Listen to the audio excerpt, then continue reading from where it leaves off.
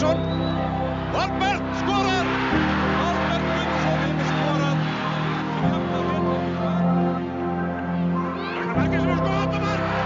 Glæsilega! Óskar Hanna móti Bjarna. Og Bjarni með góða sendingu fyrir og Haraldur Ingvarsson!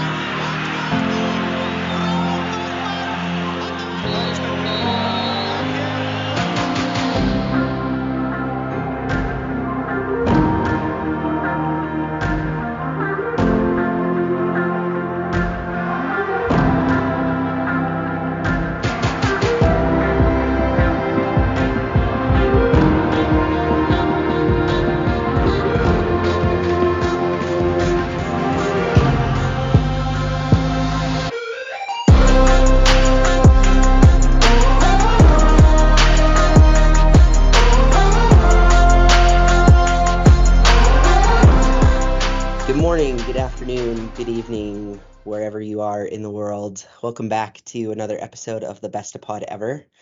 Again, I am pleased to be joined by my co-host Tryggvi Christiansen. Tryggvi, how you doing? Yeah, I'm doing good, Joe. Thanks. How are you? Yeah, good. We have a lot to break down, and so yeah, we're gonna hop right in. But some of you may have recognized that song at the beginning of our podcast this episode. We have some exciting news in that regard. We reached out to the league and asked if it was all right if we used the official hymn of the league as the intro and outro to our podcast, and yeah, they replied back and said go for it. So we're pretty pumped about that, and looking forward to talking about the league. So let's go ahead and dive right in, I guess. But yeah, so this last week has been action-packed. We've got some big results to discuss. We're kind of going to go through all the results. There was a midweek round of 2 games last Thursday, and then Matchday 9 on Sunday and Monday. So last Thursday, Kawa hosted Víkingur. And they ended up losing that game 4-0. Víkingur with a 4-0 win to keep their unbeaten streak going at the time. Hint, hint. We'll get back to that later. Spoiler alert. Spoiler alert. And then Breidablik hosted Valur in a game that I think a lot of people were eagerly anticipating. Pretty full stadium. It's pretty happy to see that. And yeah, Breidablik squeaked out a 1-0 win. Goal in the 49th minute from Stefan Ingi. Who else? Right? So yeah, good win there. Good win for Víkingur. Have we seen Víkingur put 4 goals in the net this season? I think we have, at least once before. But that's kind of been a talking point on our show up to this point in time that, they just seem to be able to get the job done and do it in without scoring a lot of goals, I guess. And so to put 4 past Kawa away, I think is somewhat impressive. So yeah, for sure. And like we spoke about last week, it has been a team over the last few seasons that doesn't really concede that many goals. So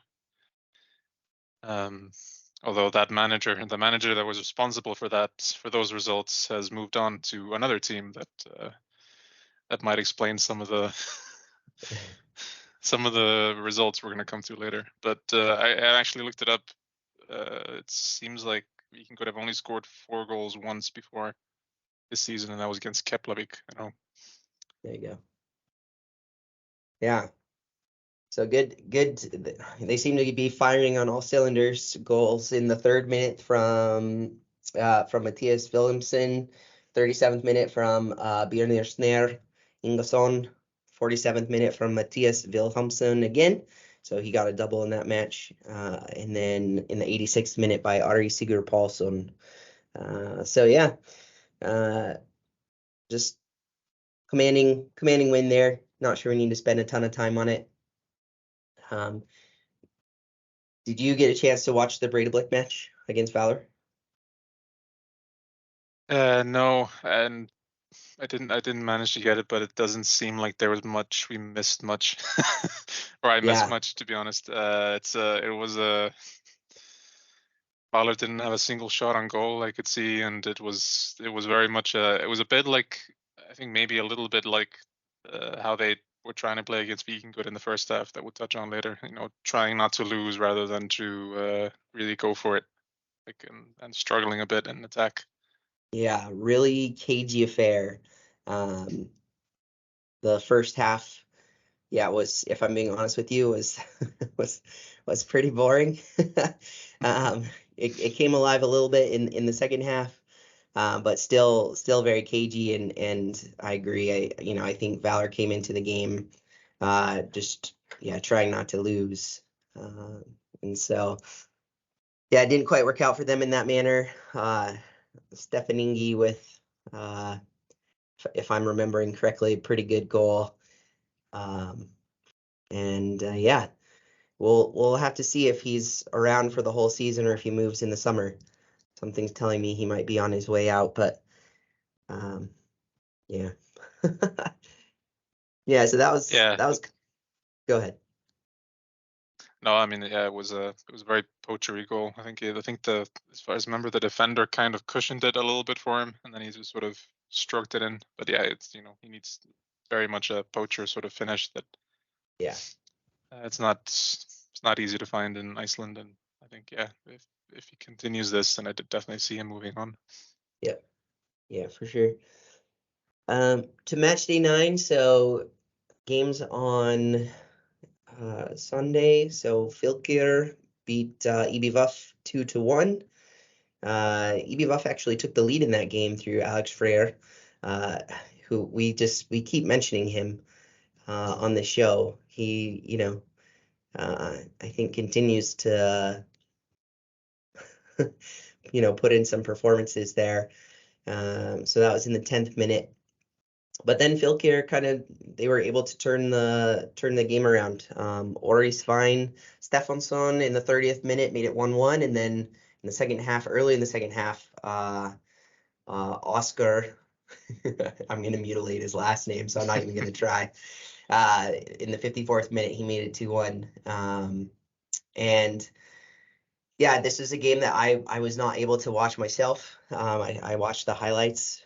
But yeah, I think we have to give some credit to Fylkir here, right? Like they've been able to get not full 9 points, sorry, 7 points out of their last 3 games, which is that's good. That's put them up into 7th place at the moment, and they seem to be able to find not only goals but a way to win these games too. So yeah, and in terms of EBVUF, I don't know what you think, but yeah, they've they now lost at least 5 in a row, dead bottom of the table, and yeah, it's looking not so great.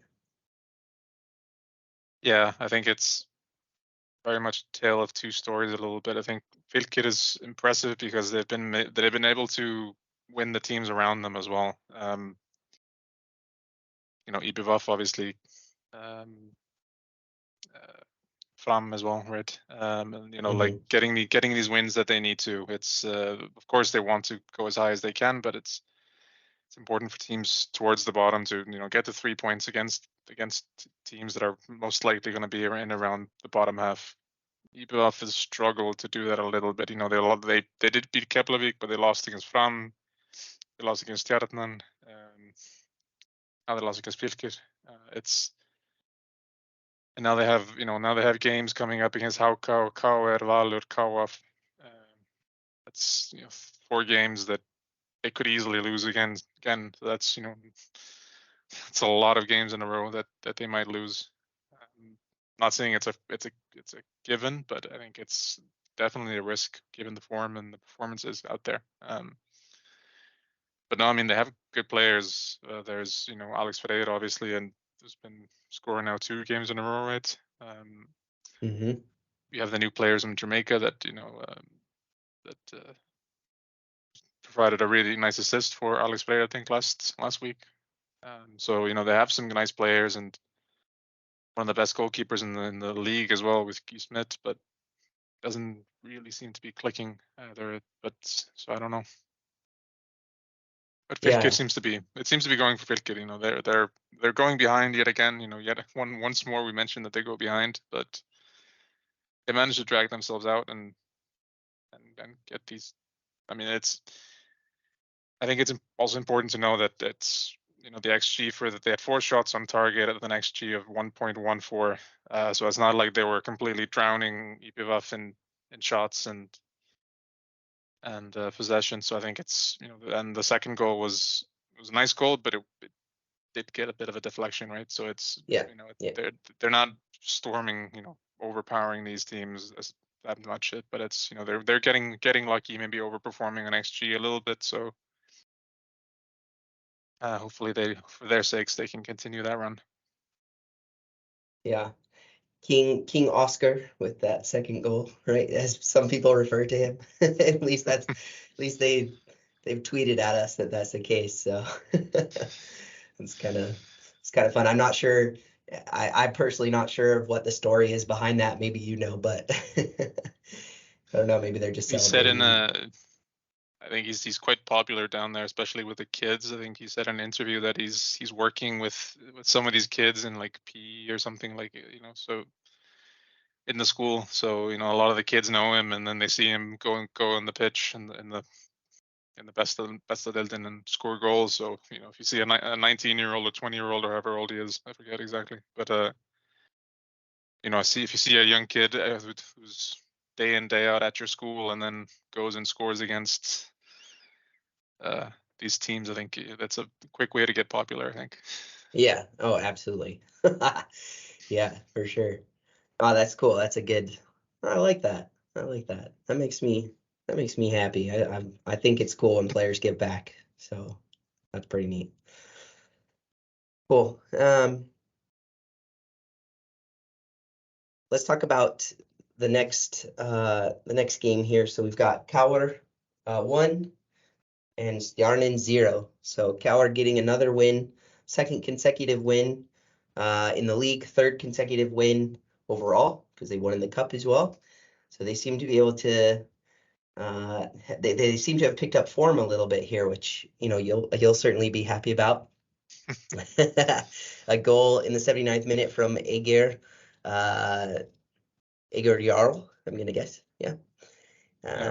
Yep. And so a valuable 3 points. Again, kind of like we just mentioned with Fylkir, Valur getting 3 points from a team around them, which is going to serve them well in the long run, I think. But yeah. Yeah, no, it was wasn't a great game. I don't think either manager thought it was a good game, either Runar or Jökull. So it was a lot of long balls. The pitch was not very good. Again, it's not. You could see the weather. If anyone saw if you see the highlights from this round, you could see the weather is absolutely terrible at the moment. Mm-hmm. On top of an already pretty terrible winter, so the grass pitches are not doing super great. There's been more discussion on that this week. That this was who was it that said it? It was like that it was just a bad advertisement for the league. Oh yeah, it was the Oscar Rapp, the manager of Breiðablik, who just was because they played against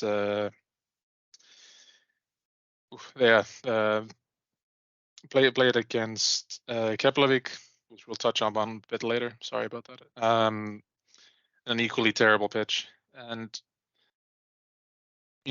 someone, it was Bjarki Már Ólafsson who shared on Twitter, who shared a picture of some of these games. I think it was the FO game, the Coward game, and the Keflavik game, and it looks pretty terrible. It's not if you see someone coming into the league and watching any of these games or these goals, I'm not sure they're going to be super excited to about this, especially this Coward game. There's a lot of high long balls and trying to, the goal came from a corner. Pretty nice header from a corner, but I think that the goal, if we got a goal in this game, it was always going to come from a set piece. Stjarnan were threatening from free kicks especially, and Coward were getting a ton of corners in that game. But yeah, it's been a discussion about these pitches. I think and then there's actually an interesting discussion about when teams, especially in the title race, Valur, Víkingur, and Breiðablik, how many teams they play it on grass, when they're playing on these grass pitches. Valur apparently isn't, or not apparently, they haven't played on any grass pitches yet. Breiðablik has played 3, and Víkingur has played 1. And Breiðablik has dropped points spoiler alert, like they did this week. So I think it's maybe a discussion for is that an advantage for some teams to play later when in theory the sun comes, when the summer comes, although in Iceland you can never really guarantee that.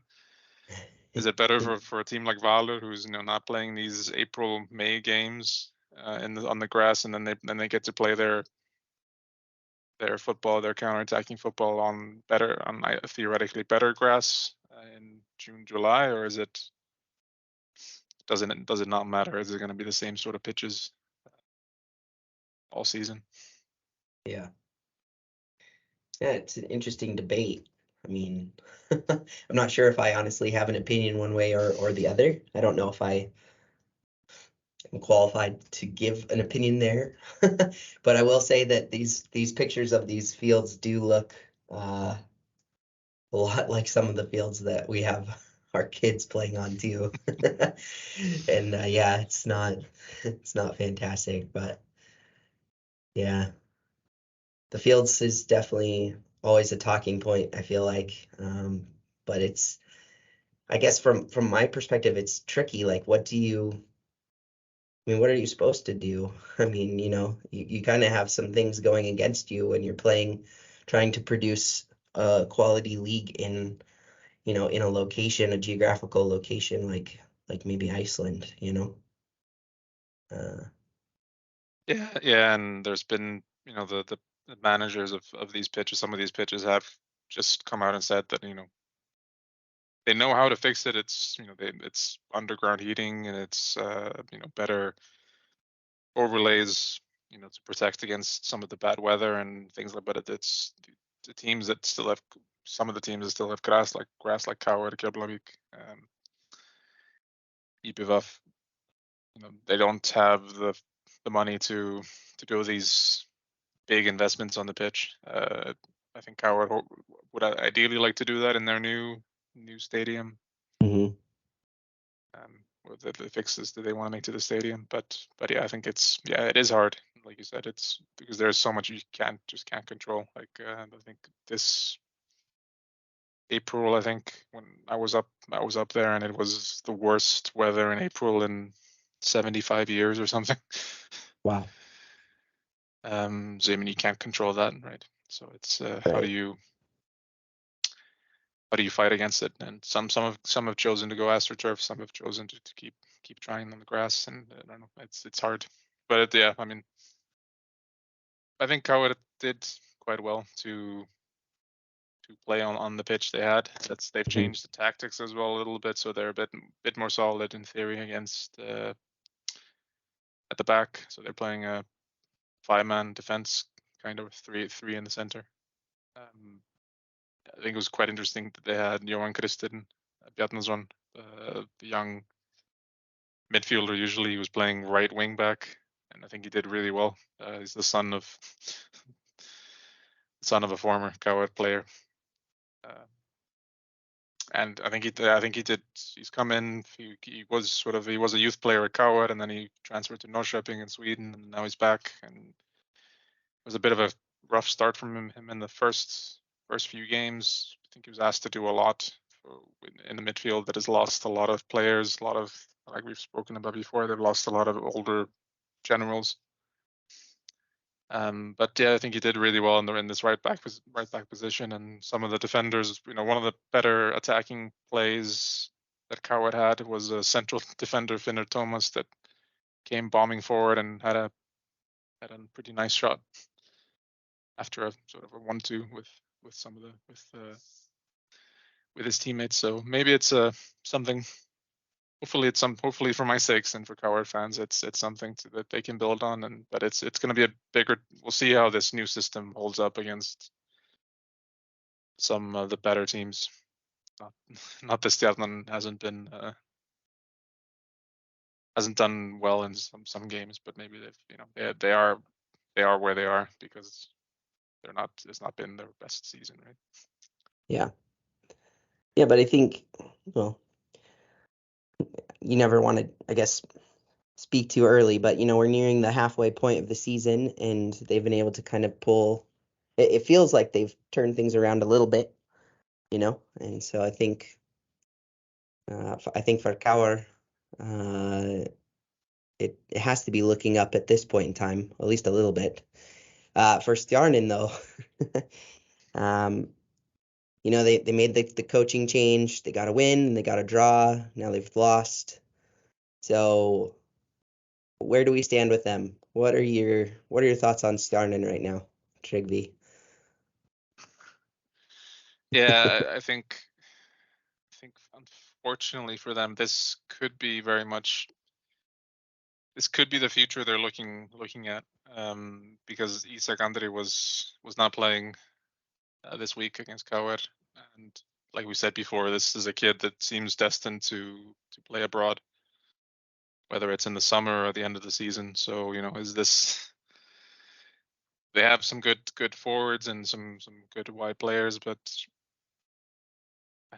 most of the goals either come straight from Isak or they come through him. He's been assisting and scoring nonstop basically all season, and he wasn't there, and they didn't create very much apart from a few from some set pieces. I don't know. I think I would be a little bit afraid of if I was a Stjarnan fan. I think it's the silver spoons, as they call themselves, the Stjarnan fans. Because that there's tough games coming up. They have Kawa home, Keflavík away, but then they have 4 games: Víkingur, FH, Breiðablik, Valur. So by end of July, if they don't get from the next 6 games, 6-7 games, if they don't get enough points from those that they're in, like you said, then we're in round 17, 16, 17, and there's not a lot left at that point, so they could be really struggling. I think Jökull done some interesting things. He was trying some new tactics, some moving some players around against Coward, and I think it's difficult. I think it's dangerous to judge a team like Stjarnan on a pitch like that, because they are a team that maybe is a bit more on the ground. Of course, they have players who can head, and they have they have some tall, strong players as well. But I think a lot of the strength is this maybe a bit more on the ground play. So maybe this wasn't the game for them. But unfortunately, like you said, we're playing in Iceland, so you can't depend on that. Yeah. But I think this game against Kawa will be very important for them. Yeah, and I think that's a fair point too. I think the field conditions could have potentially played a role in maybe how that game shook out too. Not entirely, obviously, but Stjarnan are a team that do like to play on the ground, and yeah. So yeah, I think that's a good point. I think that's a really good point. All right, cool. We'll leave that game there, and we'll move on to FAO 4, Haukal 3. So FAO getting a win at home at the Kaplakrika. Did I say it right? Yeah, it's just Icelandic is weird with all these conjugations. So like in theory, it's at Kaplakriki. Kaplakriki at the Yeah, Kaplakriki. Okay, yeah. I'll have to try to remember that. So it's a weird language. Yeah, so actually, Hauka went ahead in the 6th minute through an own goal from Johan Eger Arnason. Yeah, we won't say much more about that. But then they were able to. So it was a pretty good game. FAO equalized in the 12th minute, so just 6 minutes later through Gilder Raffen Gudbrandsson. I'm probably terribly mutilating that one, but so that made it 1-1, and then they actually went down again. So Arnor Ari Atlason Arnthor Ari Atlason made it 2-1, and then 2-2. So it ended 2-2 at the half through Olfor August Bjornsson, who actually would go on to get the game winner and make it 4-3 in the 70th minute. So I just wanted to talk about him briefly because I was pretty impressed. I think he's shaping out to have a pretty decent season. He's only 19. He's already got 4 goals in the league after 9 games. And yeah, I think there's some promise there, and I'm excited to see, how that shakes out later. But a good win for FAO, I think, especially because this was a very open game. There's 7 goals in it, and yeah, I mean, I guess those are kind of my thoughts on the game, having watched it. Yeah, I'm happy with that result. I think it's a good result. Yeah, I think it's no, it was a good result for FAO. It's Hauka have been, like we've spoken about many times, they've started the season really well. It's maybe they're losing a bit of steam now. We'll see. I think what was maybe very interesting about this game was that, and I think it's something that people have talked a little bit about when they played against Breiðablik as well. So they had, if you look at like the stats, they had Hauka 3 shots on goal, with the combined XG of 0.5, and they scored 3 goals. And I know that one of them was an own goal and all that, but I think that's, they have these long shots, these and some deflections and things like that. So it's there. And I think, as far as I remember, it was something similar when they played Breiðablik. The XG was quite low as well. They're really outperforming that metric. And it's at least from my personal, I would like to maybe look into it a bit further. But sort of every time I see Hauka goals, there seems to be some defensive oddness around it. Sometimes they manage to take advantage of some defensive oddities. But I mean, to be fair, on the other side, I think, or maybe not to be fair, but I think maybe to criticize Hauka a little bit on the other side is, I didn't think many of apart from, I think, the last goal from FAO, I think the other goals, Hauka did not look particularly good defensively. So I think that's maybe a little bit worrying. And FAO had 11 shots on goal with an XG of 3.8 almost. So it's so that statistically, FAO really dominated this game and deserved the win. And Hauka maybe overperformed some metrics and got some, not lucky, but got squeezed in some goals. So maybe it's something they should be looking at, make sure that they don't fall off a cliff or drastically lose some form, because they have some tough games coming up. Yeah. Yep. So it's Yeah. All right, we'll leave that one there. Kawa 4, Fram 2. So Kawa getting back to winning ways. After kind of falling off a little bit. I think they lost their last 3 in a row, albeit against some really quality sides. If I'm not imagining things, just taking a quick look here. They lost to Breidablik, then they lost to Valur, and they beat Haukau, but then and then they beat FAO. Yeah, so yeah, good result for them, I think. Just to really kind of try to turn things around. Goals in the 33rd minute from Gudmundur Magnusson. In the 37th minute from Hallgrim Ramar. That was a penalty.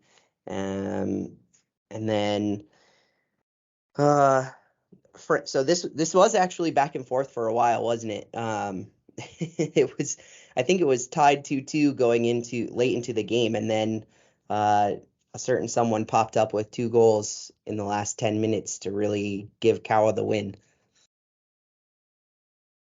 Yeah, Jakob Snyder Arnason scored in the 85th and the 92nd minute to seal the win. So I think 4-2 maybe sounds better than it was. Yeah. Obviously, it's a good win. And maybe there's been a bit too much critique of Kawa, considering, like you said, their 3 losses recently have come against Valur, Breiðablik, and Kawa and Víkingur. Sorry. Right. Which are teams that maybe you would expect to beat Kawa, but I think it's maybe more the results. 4-0 against both Valur and Víkingur, and 2-0 against Breiðablik. So it's nice. They're finally scoring again since the first time since beginning of May when they beat Haukau. But I think the scoreline is a bit, is telling a slightly different story than the game played out. I think I think it was a fairly even game. Maybe Kawa, dominating a tiny little bit more, but I think they were lucky to get away with this win, and it could have easily gone the other way or draw. So I think that they need to get not to take this win with a pinch of salt is all I'm saying. Try not to get too excited. Right. For Fram, you probably have to be a little disappointed, right, to kind of give it away like that towards the end of the game.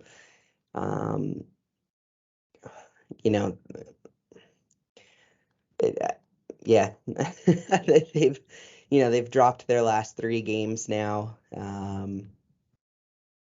They're kind of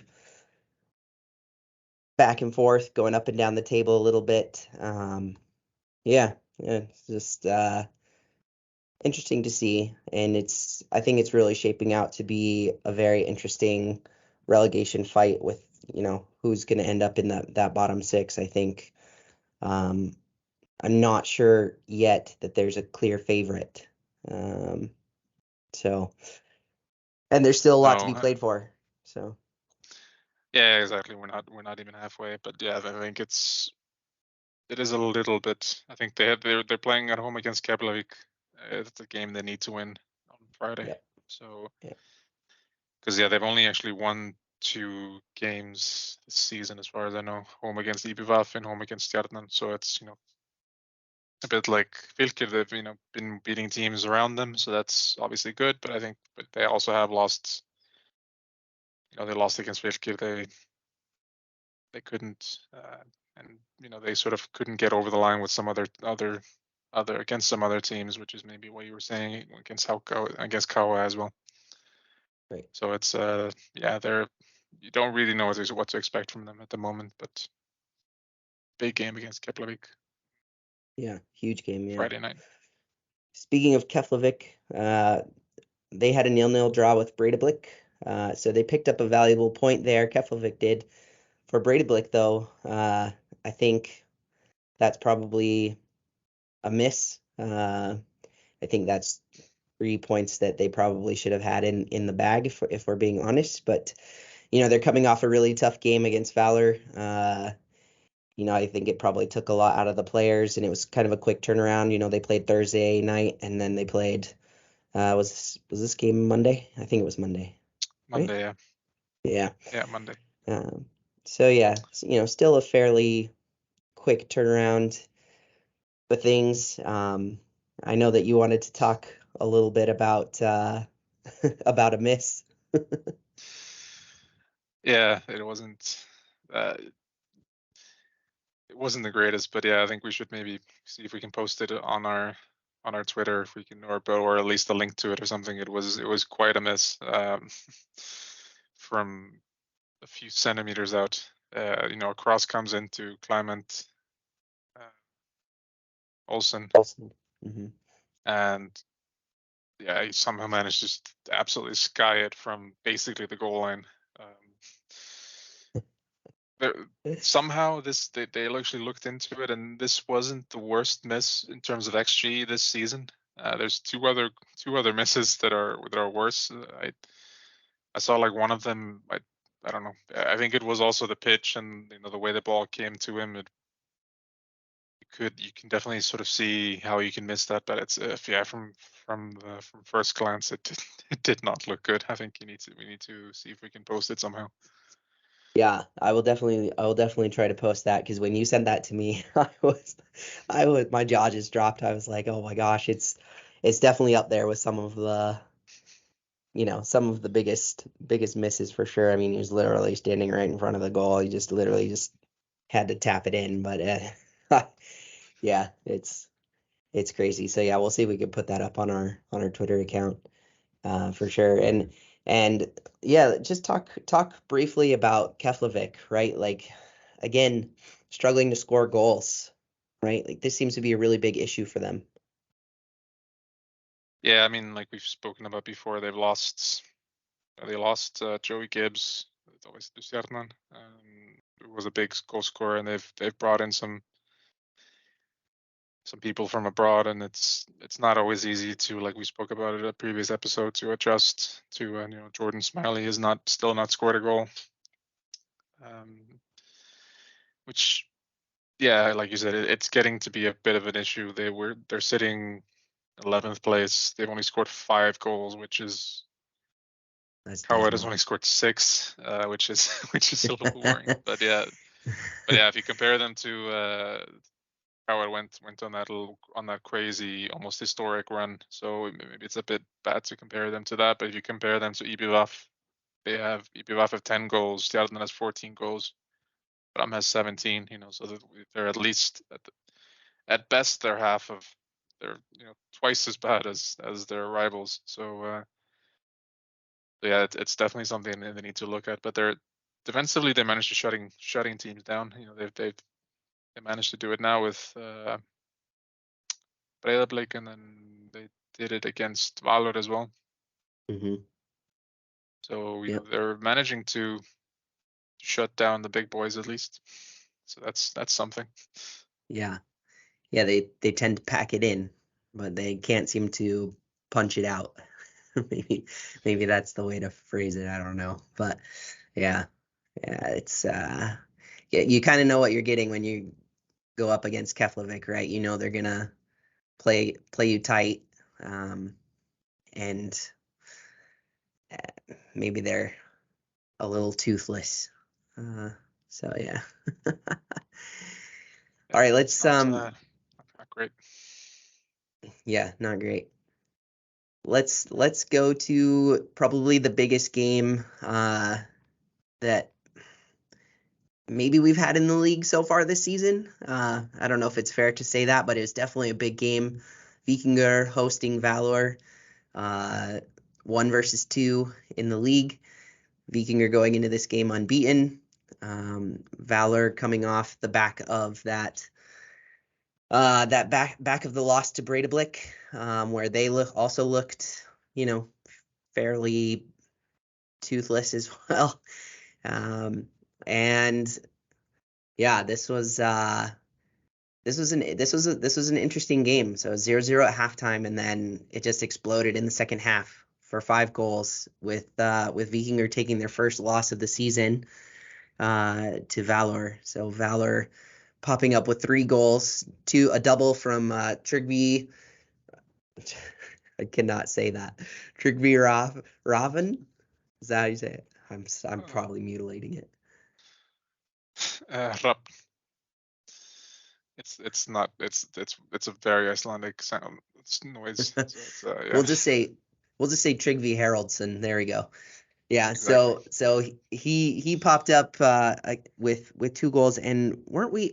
I feel like we were just talking about him in our last episode, weren't we? Because I think he scored. I think he scored last match day too. Not against Breidablik, but the one before that, I think. I feel like we've mentioned him, but yeah, he pops up with 2 goals, two huge goals again, because again, Víkingur had only conceded twice.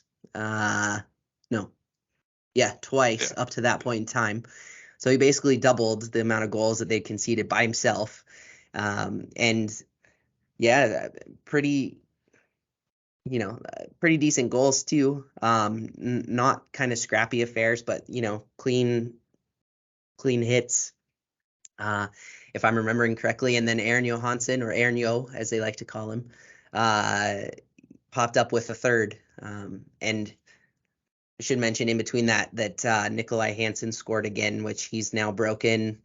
Was it the single season record of goals? Is that right? Let me double check, because I saw Víkingur tweet that out earlier, and I want to make sure we get it right. But yeah, so and translate is apparently down. Great. Well, anyways, he's got 38 goals for Víkingur now, and so I'm pretty sure that he's their top scorer. Don't quote me on that, but I think it's something along those lines. So anyways, he popped up with a goal to make it 2-1. But then yeah, Aaron Yo made it 3-1, and that was pretty much game. And actually, funny enough, after Aaron scored, I didn't really feel like there was a lot of urgency from Víkingur, to be honest. I feel like they just kind of, I don't know, pedaled their way around for the rest of the game. With obviously they got a late goal to make it 3-2 from Fredrik Schramm. But yeah, an own goal from him. An own goal, yeah, that's right, yeah. And I think you wanted to talk about him because there was an article that went out where he was voted, the top goalkeeper in the league. I actually thought he had a pretty good game, to be honest, because right before that own goal, he made a pretty spectacular save. I can't remember who shot it, but he tipped it over the bar. Yeah, no, I think he's definitely.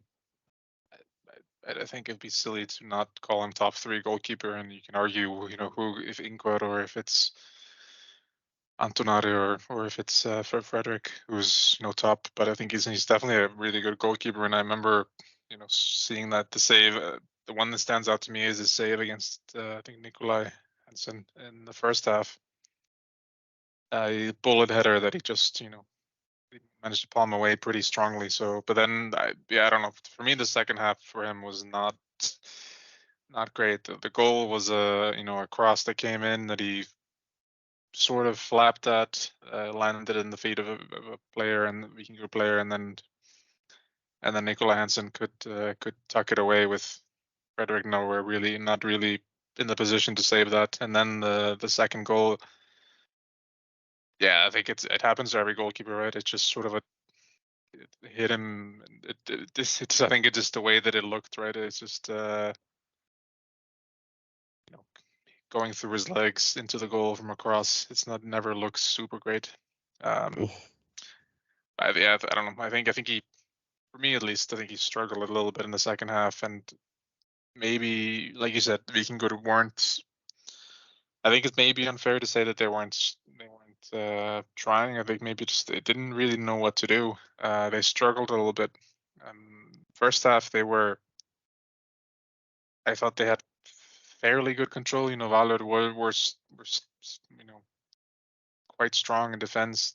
They had Lene Freyr, I think, playing in front of the two experienced center backs, but basically, man marking Nikolai and turning it into a back three almost. So they were had pretty good control of the Víkingur attack, who were missing Mattias Williamson, who we mentioned scored 2 goals against Kawa.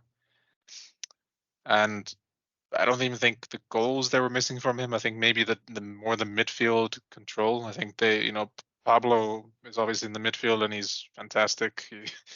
Doing some Pablo things, sometimes getting into a little bit of trouble on occasion. Generally playing really well. But I think they maybe missed Matthias in the center a little bit. I think a lot of what they were doing was coming up the wings from Logi or Logi Thomasson or from Arnór Borg Guðjónsson, who got a bit of stick at the end of the game. I don't know. I think he wasn't super effective, but I think especially in the first half he was really causing a lot of trouble for Valur down the left hand side, finding a lot of space. But didn't really manage to translate it too much. So I don't know. Yeah, but Valur just super efficient in the second half, and then when they scored into 2-0, you could see a reality where they went on to score 3, 4, 5. Víkingur were just all over the pitch. They had no idea. They had no confidence. They didn't no idea what was happening. Like you said, they hadn't really been in this position before. They'd never been behind before, as far as I remember, right? So this is not being 2-0 down at home is not something that they've had to go through for quite a while. Right. So they were in serious trouble. But then when Nikolai scored, to make it 2-1, I thought, this is turning point. They've played quite well. This, I thought, maybe not too efficient in the front of goal, but I thought they've been pretty well in control. Mm-hmm. But like you said, just it didn't really go anywhere. And then they kept leaving. A lot of their stuff goes down the wings, like we were saying. So that also meant the fullbacks, like Logi, were bombing forward, and then just meant that space was getting left behind, which you don't want to leave when you have Valur, who have very much the same thing, both Tryggvi in the attack, and then Birkir Már in the technically defense, but he was basically playing as a winger in this game. Right. And I'm pretty sure that's how the third goal came about, right? Is that I think it was Tryggvi. He found the space in behind the wing backs for Víkingur, and he if I remember correctly, he bombed down the left side going forward and cut inside into the box and then squared it back. And Aaron was right there with his late run into the box, and he finished it. So they really took good advantage of that space in behind. Yeah, for sure. And they were threatening a little bit in the first half. There was one incident that I remember where Ingvar made a weird run for the ball. He was caught a bit in no man's land, and then Birkir Már was in quite a good position, but decided to not cut back and sort of cross it a bit more for the attackers. When if you cut back, that might have been 1-0 already in the first half. Mm-hmm. So there were these threatening positions, but again, I felt that Víkingur were doing the same thing because Valur were bombing so much forward on the wings. Both teams had this space behind the fullbacks that they were exploiting, and just I think maybe the fact that Valur have these 2.5 central defenders, especially these two very in their 30s that both have played in the national team, both have played professionally, and of course Nikolai Hansen is a fantastic striker. And yeah, you're right. He's now the the highest goal scorer for Víkingur in the top division, 68 goals. I found the. No, not the 68th goal, and then 60th minute. 30. Yeah, sorry. It's 38, yeah, the 38th. Yeah, 68th sorry. minute, Yeah. yeah. You're good. Yeah. So he's obviously a great striker, but I think they had maybe more control of him than Víkingur had control of the Valur strikers, who are a bit more fluid. We talked about Tryggvi, we talked about Aron, who's technically playing in midfield. Yeah. But if he's playing like an 8, which is interesting. Yeah, it's just I think it's a bit like what they would try to do with Rooney. Bring someone who's maybe has a lot of football intelligence, bring him into the midfield and try to dictate play a little bit. I think I didn't think it always worked super well with Wayne Rooney. But I think it's working really well with Aron. He's obviously a really smart player, and it's when you can do that and still have Andre Runar and Patrick Pilsen up front in front of him. That's not a bad attack to have, and that's why it was also surprising to see them struggle so much for the last couple of games. Yeah. But yeah, I think so. I wouldn't be super worried if I was Víkingur. I think this was again in another time they had some good chances. I think Erlingur was one on the there's a cross that came in I think in the first half, wasn't it? And they came in and he was 1-on-1 with a goalkeeper and he just had a bad first touch and sort of scuffed it, and he actually got it into the back of the net, but Fredrik had a hand on it, so it was disallowed. And there were some crosses, and the great save from Fredrik from Nikolai in the first half as well. So like I think there's another game, and I think even not the manager of Víkingur said it. You play this game 10 times, I think Víkingur could win it at least 3 or 4 times. Not to take anything away from Valur, I just mean that I'm not sure this is a panic button moment for Víkingur. Not yet. We'll see what happens in the next game. Yeah, well, let's go ahead and just mention that because I think we wanted to anyways. So yeah, coming off this loss to Valur, they now get to go away to Breidablik, which is going to be another huge game for them, for everyone in general.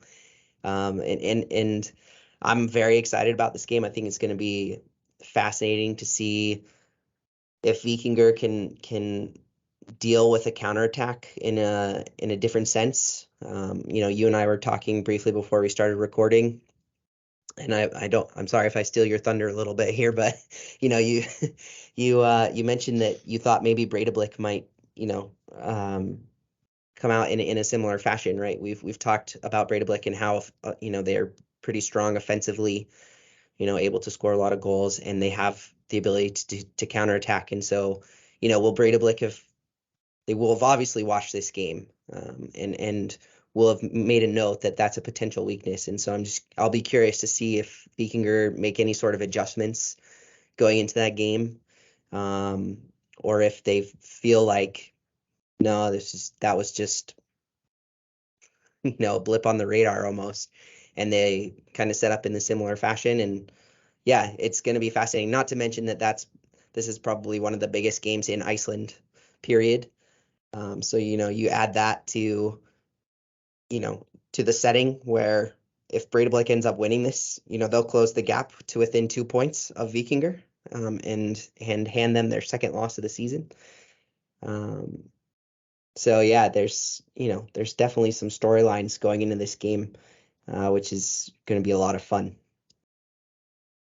Yeah, for sure, it's going to be huge. I wonder how, like you touched upon before, on the sort of the match strain on these teams. I think a team like Breiðablik and, to be honest, Valur can probably handle this better than Víkingur, who we spoke about they haven't made too many transfers this season, which I think is, on the one hand, is quite good for them because it means they have a pretty similar team to last season. They've always obviously lost, Julius Magnusson, they've lost Crystal Maune, they've lost some good players, but they brought in they haven't brought in many players, but they've brought in some really really good players. Mattias Williamson is playing now playing fully, and his first full season, and Gunnar Vatthammar from the Faroe Islands has been really well, and neither of them were playing against Valur. So I think that's going to be a huge question whether they can come back and into the team, whether they lost some more people, whether all the people like Pablo and Nikolai can they play 90 minutes again? Basically because they playing Thursday, Monday, Friday, right? So it's 3 games in a week basically, and all pretty big games, with some travel to the north to play against Kawa, and then obviously no travel in Reykjavik, but yeah, I think it'll be interesting to see what sort of injuries they have and what sort of team they have to come up against Breiðablik, because that could be a big deciding factor in this game. Yeah, I agree. Also wanted to mention too, just briefly, so 2 top 4 matchups. We just talked about one, but the other one that's going on is Valur hosts FV. FV currently in 4th, Valur in 2nd. And yeah, that's another, I think, game that's going to be pretty exciting. So I'm looking forward to watching that one too. Just want to briefly run through the standings as we kind of wrap this episode up. So Víkingur in 1st on 27 points, Valur in 2nd on 22 points, Breiðablik also on 22 points in 3rd place. So just goal differential there, separating the two at the moment. FV in 4th, Kawa in 5th, Haukau in 6th, Fylkir 7, Gaur 8, Fram 9, Stjarnan 10, Keflavik 11, and Ibivaf at the bottom in 12th place. So, and there's only 4 points that separate 12th from 7th place in the table. So it is still tight at the bottom. They just seem to be trading blows with each other. And I mean, it's only 10 points between 12th and 4th as well. 10 points, yeah, between 12th and 4th. So right. It's not like it hasn't fully split yet. Obviously, there is a gap starting to form a little bit, but there's still a lot to play for before the league splits. Absolutely. Well, Tryggvi, thanks again for. Oh, go ahead. No, I think Valur FO there's gonna be goals in that game. I think that's if you want to see goals, I think that's my prediction. That's my goal prediction for that game is might see like 5-6 goals in that game. All right. I but like yeah, it. Thanks for a nice chat again. Yeah, absolutely. Thanks for joining me. And if anybody's interested, you're welcome to follow us on social media. You can follow the English language account that we have set up that follows the league at Besta ENG, like English, Besta ENG. You can follow Joe, me, at 12th Yank, and you can follow Tryggvi at Dr. Hontastic on Twitter. And yeah, we really appreciate you listening to our show and spending time with us as we talk about the best league ever. We love this league, and yeah. So with that, we will say bye-bye.